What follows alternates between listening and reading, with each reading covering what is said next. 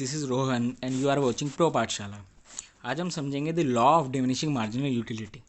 पहले इस लॉ को समझने से पहले हमें समझना पड़ेगा ये यूटिलिटी टर्म क्या है। What is utility? The want satisfying power of a commodity is known as utility. हम इसको समझ सकते हैं कि जब हम किसी पर्टिकुलर कमोडिटी को कंज्यूम करते हैं तो उसके कंजप्शन से जो हमें सेटिस्फैक्शन मिलती है हम उसको यूटिलिटी कहते हैं। होप सो आप समझ गए होंगे। अब हम इसकी डेफिनेशन को समझने की कोशिश करते हैं। According to the law of diminishing marginal utility, as per the consumption of the commodity increases, the utility from each successive unit goes on diminishing. कहता है कि जैसे जैसे हम कंजप्शन किसी कमोडिटी का इंक्रीज करते हैं वैसे वैसे जो हमें यूटिलिटी मिल रही होती है हर यूनिट के कंजप्शन से वो कम होती चली जाती है और hence the consumer will pay less and less for buying an additional unit of that commodity.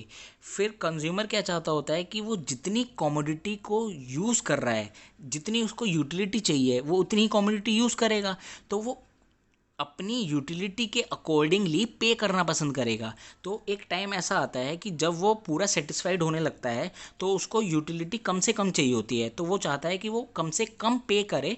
जितनी यूटिलिटी वो यूज़ करना चाहता है उतनी ही वो पेमेंट करना चाहता है उसकी and will by only when price of the commodity decreases.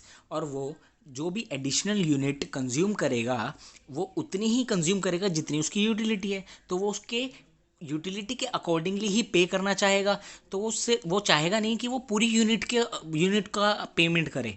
वो सोचेगा जितनी उसको यूटिलिटी चाहिए वो उतनी ही पेमेंट करे तो वो उस एडिशनल यूनिट को सिर्फ तब खरीदेगा जब उस कमोडिटी की यूनिट के प्राइस कम हो जाएं। होप सो गाइज आपको ये समझ आया होगा। अब हम इसकी अजम्पशंस को समझने की कोशिश करते हैं। अजम्पशंस। पहली अजम्पशन कहती है units consume must be homogeneous. यहाँ होमोजीनियस टर्म को हम ऐसे समझ सकते हैं कि एक पर्टिकुलर कमोडिटी की बात कर रहा है, एक पर्टिकुलर गुड की बात कर रहा है कि हम उसी को ही यूज़ करते चलेंगे, उसकी ही यूनिट्स यूज़ करते चलेंगे। दूसरी कहती है units consume must B of standard size.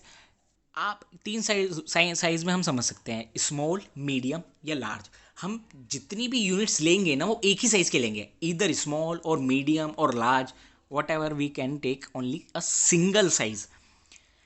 Third assumption कहती है unit consume must be continuous. ऐसा नहीं है कि हम किसी पर्टिकुलर कमोडिटी की यूनिट्स को कंज्यूम कर रहे हैं तो हम उसमें बीच में टाइम गैप लेंगे, नहीं, हमें कंटिन्यूसली उसकी यूनिट्स को कंज्यूम करना है। फोर्थ कहती है only one commodity must be consumed at a time. हम एक टाइम पर एक ही कमोडिटी को कंज्यूम करेंगे, हम फर्दर किसी और कमोडिटी को उस वक्त कंजप्शन में इंट्रोड्यूस नहीं करेंगे। फिफ्थ कहती है income of the consumer must be constant. Obvious ही बात है, अगर इनकम बढ़ेगी तो कंज्यूमर क्या करेगा, और भी डिमांड कर सकता है, और भी उसकी यूनिट्स परचेज कर सकता है, कंज्यूम कर सकता है। और इनकम घटेगी तो वो जितनी यूनिट्स पहले कंज्यूम कर रहा था हो सकता है वो उसके लिए अफोर्डेबल ना रहे और वो कम यूनिट्स कंज्यूम करना शुरू कर दे, तो इनकम उसकी कांस्टेंट रहनी चाहिए। सिक्स अजम्पशन कहती है नो सब्स्टिट्यूट और complement commodity be introduce. Substitute क्या होता है? सब्स्टिट्यूट गुड वो होता है जो एक गुड को रिप्लेस कर दे दूसरे गुड से। और हमने पहली और फोर्थ अजम्पशन अभी पढ़ी कि पहली कहती है होमोजीनियस यानी एक तरीके का, फोर्थ कहती है कि कोई कमोडिटी सिर्फ एक ही कमोडिटी यूज़ होनी चाहिए, तो ये इन दोनों को वॉयलेट कर सकती है, तो इसलिए कोई सब्स्टिट्यूट गुड नहीं यूज़ करेंगे हम। दूसरे कहता है कॉम्प्लीमेंट। तो कॉम्प्लीमेंट का भी यही काम होता है कि कॉम्प्लीमेंट कहता है कि एक ही वक्त पर दो कमोडिटी कम से कम यूज़ की जाए। फॉर एग्जांपल अगर हम कार यूज़ कर रहे हैं तो हमें पेट्रोल चाहिए ही चाहिए, तो हमारी दो कमोडिटी यूज़ ही, लेकिन हमारी law of diminishing marginal utility की अजम्पशन कहती है कि हम एक टाइम पर एक ही कमोडिटी यूज़ करेंगे, इसलिए ना तो सब्स्टिट्यूट और ना ही कोई कॉम्प्लीमेंट्री कमोडिटी को हम इंट्रोड्यूस कर सकते हैं। अब हम आगे की तरफ चलते हैं और हम इसके शेड्यूल और ग्राफ से समझने की कोशिश करते हैं। ये इसका शेड्यूल और ग्राफ है। लेफ्ट साइड में शेड्यूल है। देखो अभी तक हमने पढ़ा कि जैसे जैसे number of unit consumption increase होता है हमारी यूटिलिटी घटती चली जाती है। अब यहाँ पे आप देखो कि जब इसने जीरो कमोडिटी कंज्यूम करी थी तो उसकी यूटिलिटी भी जीरो थी, क्योंकि उन्हें कंज्यूम नहीं करा तो उसे कोई सेटिस्फैक्शन नहीं मिली, और मार्जिनल यूटिलिटी भी जीरो थी। अभी हम समझेंगे मार्जिनल यूटिलिटी टर्म क्या होती है। जब हमने एक यूनिट कंज्यूम करी तभी हमें सीधा 10 यूटिलिटी मिली, जो सेटिस्फेक्शन लेवल मिला वो 10 का मिला। फिर जब हमने नंबर एक और यूनिट इंक्रीज कर दी, जब हम 2 यूनिट कंज्यूम कर रहे हैं तो हमें टोटल 18 यूटिलिटी मिली, 18 यूटिलिटी मिली। तो आप देख सकते हो कि जब हमने एक यूनिट कंज्यूम करी थी सबसे पहली तो हमें 10 यूटिलिटी मिली थी, लेकिन जब हमने दूसरी कंज्यूम करी तो हमें 10 नहीं मिली, हमें 8 और मिली, तो अब 18 मिली। ऐसे हमने जब तीसरी यूनिट कंज्यूम करी तो हमें उससे टोटल 24, अभी तक हमें 24 यूनिट की यूटिलिटी मिल चुकी है।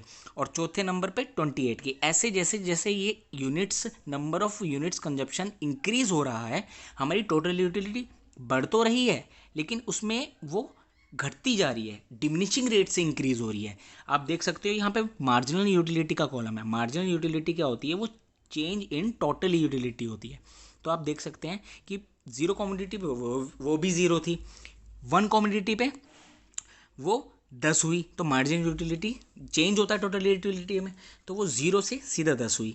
जब वो दूसरी यूनिट उसने कंज्यूम करी तो टोटल यूटिलिटी 18 हुई। तो पहले वो थी 10, अब वो हो गई 18, तो गैप कितने का आया? 8 का, तो वो मार्जिनल यूटिलिटी हुई। इसी तरीके से आप देखो कि नंबर ऑफ यूनिट्स 1 2 3 4 होती जा रही है और मार्जिनल यूटिलिटी पहले 10, फिर 8, फिर 6, फिर 4, मतलब ये इंक्रीज तो कर रही है लेकिन डिमिनिशिंग रेट से इंक्रीज कर रही है। और एक टाइम ऐसा आता है जब वो कंप्लीटली सेटिस्फाइड हो जाता है ना कंज्यूमर, तो वो उसको क्या होता है, अगर वो फिर भी अपना कंजप्शन इंक्रीज करता रहेगा तो उसका इफेक्ट क्या पड़ेगा? उसको जो टोटल यूटिलिटी मिल रही होती है वो घटती चली जाएगी। मतलब एक उसका मैक्सिमम लेवल आएगा और उसके बाद वो घटती चली जाएगी। और जब टोटल यूटिलिटी घटनी शुरू होती है तो हमारी मार्जिनल यूटिलिटी माइनस में चली जाती है। अगर हम इसको समझेंगे तो इसको ग्राफ की तरफ से समझना भी बहुत आसान है। देखिए आप यहाँ पे मैंने ये बनाया है, इसके अंदर ये कहता है कि लेफ्ट कॉर्नर में है आपकी number of unit consume, second corner या सेकंड आपका जो कॉलम है वो है आपकी टोटल यूटिलिटी, और थर्ड यहाँ पे मार्जिनल यूटिलिटी है। आप देख सकते हो कि जैसे जैसे यूनिट्स बढ़ती जा रही हैं, 1 2 3 4 5 6, हमारी टोटल यूटिलिटी भी इसके साथ साथ बढ़ रही है। तो इन दोनों में तो डायरेक्ट रिलेशनशिप हुआ अभी के लिए, लेकिन हम इसको डिफाइन नहीं कर सकते, डेफिनेट नहीं कह सकते कि वो डायरेक्ट ही रहेगा, क्योंकि देखो सबसे लास्ट में जाके वो डिक्रीज भी हुआ है।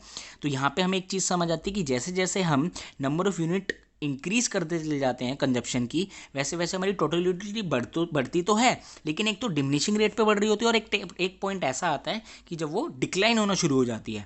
और मार्जिनल यूटिलिटी टोटल यूटिलिटी का चेंज है। देखिए आप, पहली यूनिट में 10 बढ़ी तो 10, दूसरी यूनिट कंजप्शन करने में 18 हुई 10 से, तो 8 का डिफरेंस, फिर 6 का डिफरेंस, फिर 4 का डिफरेंस। तो ये मार्जिनल यूटिलिटी है। जब हम इस डिफरेंस को रिप्रेजेंट करने की कोशिश करेंगे ग्राफ के थ्रू, तो ये आप देखो ऊपर वाले ग्राफ में टोटल यूटिलिटी है, ये टी आर गलत हो गया, ये टी यू है। और जो नीचे वाला ग्राफ है वो एम यू यानी कि मार्जिनल यूटिलिटी। तो आप एक चीज़ देख सकते हो कि जैसे जैसे आपकी मार्जिनल यूटिलिटी घट रही है, टी यू आपकी अभी इंक्रीज हो रही है और एक लेवल पर मार्जिनल यूटिलिटी में चेंज आना बंद हो गया, वो ज़ीरो हो गई। अब देखो ज़ीरो हो गई वो कौन सी यूनिट पे? जब उसने छठी यूनिट कंज्यूम करी कंज्यूमर ने, तो वो ज़ीरो हो गई। और फिर जब उसने सातवीं कंज्यूम करी तो मार्जिनल यूटिलिटी तो नेगेटिव हो गई और टोटल यूटिलिटी आपकी क्या हुई? आपकी टोटल यूटिलिटी भी गिरनी शुरू हो गई। जब मार्जिनल यूटिलिटी नेगेटिव हुई तो टोटल यूटिलिटी स्टार्ट हो गई डिक्लाइन करने के लिए। तो उससे उस पोजीशन में आपकी मार्जिनल यूटिलिटी तो ज़ीरो है लेकिन टोटल यूटिलिटी अपने मैक्सिमम लेवल पे है। और इसी से इसके अंदर जब हम इसके रिलेशंस को पढ़ेंगे ना, टोटल यूटिलिटी और मार्जिनल यूटिलिटी के बीच में, तो वो चीज़ हमें ग्राफ से बहुत बेहतर तरीके से समझ आएगी, ग्राफ और शेड्यूल दोनों से। होप सो आपको ये दोनों चीज़ें क्लियर हुई होंगी। अब हम इसको और क्लियर करने की कोशिश करेंगे इन दोनों के बीच के रिलेशन के साथ।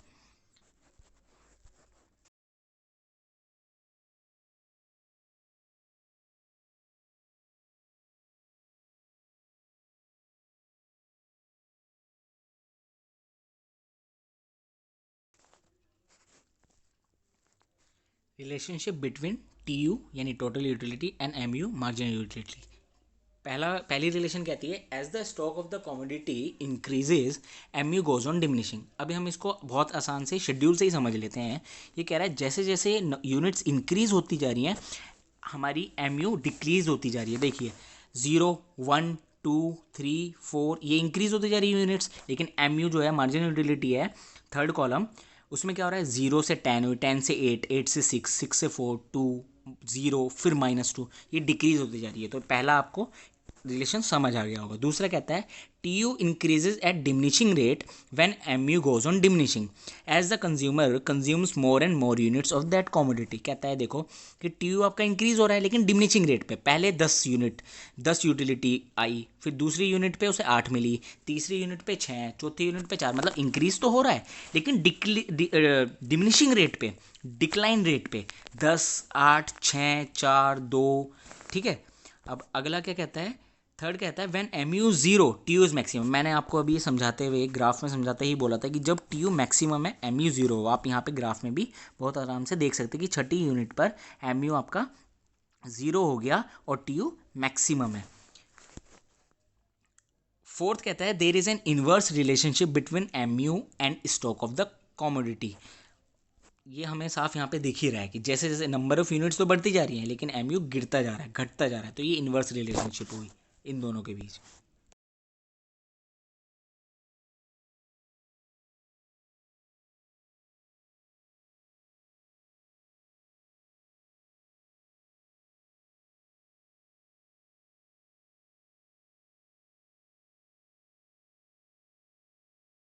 अब ये हुए इसके सारे रिलेशन। हमें पता है जहाँ पर भी लॉ बनता है तो वहाँ पे एक्सेप्शंस भी बनते हैं। तो हम इसकी एक्सेप्शंस को समझने की कोशिश करते हैं। पहला एक्सेप्शन है पर्सनल एस्पेक्ट। अब पर्सनल एस्पेक्ट से हम क्या समझ सकते हैं कि कहाँ पर किसी इंसान को यूटिलिटी जितना वो कंज्यूम करेगा, एक्सेप्शन मतलब वही जहाँ लो अप्लाई ना हो। और लो क्या कहता है कि अगर यूनिट नंबर ऑफ यूनिट वो कंजप्शन यूज़ बढ़ाता है, अपना इंक्रीज़ करता है, तो उसका रिजल्ट क्या निकलेगा कि उसको यूटिलिटी कम मिलनी शुरू हो जाएगी जब ज़्यादा यूनिट कंज्यूम करने लगेगा। लेकिन ये एक्सेप्शन है। तो एक्सेप्शन क्या कहता है कि जैसे जैसे यूनिट भी बढ़ती जाएंगी तो यूटिलिटी भी बढ़ती जाएगी। तो इसका पहला पॉइंट है पर्सनल एस्पेक्ट। तो पर्सनल एस्पेक्ट पे हम समझ सकते हैं किसी की हॉबी।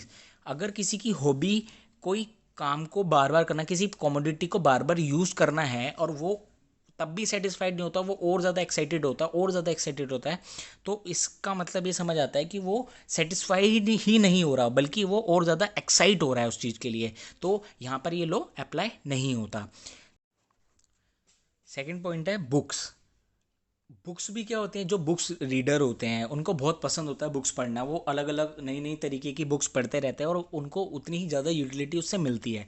तो जितनी ज़्यादा बुक्स पढ़ते हैं उतनी ज़्यादा उनको यूटिलिटी मिलती है, तो उनके ऊपर ये लो अप्लाई नहीं होता। थर्ड पॉइंट है इंटॉक्सिकेंट्स। इंटॉक्सिकेंट्स क्या हो गए, जो लोग एडिक्टेड होते हैं ड्रग्स को या फिर लिकर को, तो वो क्या करते हैं, वो जितना ज़्यादा उसको कंज्यूम करते हैं उनकी बॉडी ऐसी एडिक्टेड हो जाती है कि अगर वो कंज्यूम नहीं करेंगे तो यूटिलिटी मिलेगी ही नहीं। वो जितना ज़्यादा यूज़ करेंगे, उनको कंज्यूम करेंगे, उनको उतनी ज़्यादा यूटिलिटी मिलती रहेगी और उनका कोई ऐसा पॉइंट आएगा नहीं कि वो कंप्लीटली सेटिस्फाइड हो जाए। इसलिए इसको भी हम कंसिडर नहीं कर सकते, ये भी exception. Money excluded.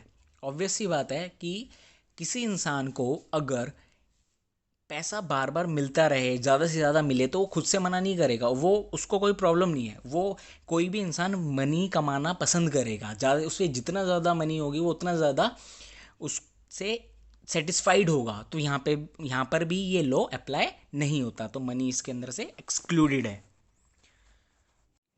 So guys, इसी के साथ हमारा ये टॉपिक कंप्लीट होता है। प्लीज़ कमेंट करके ज़रूर बताइएगा कि आपको ये कैसा लगा।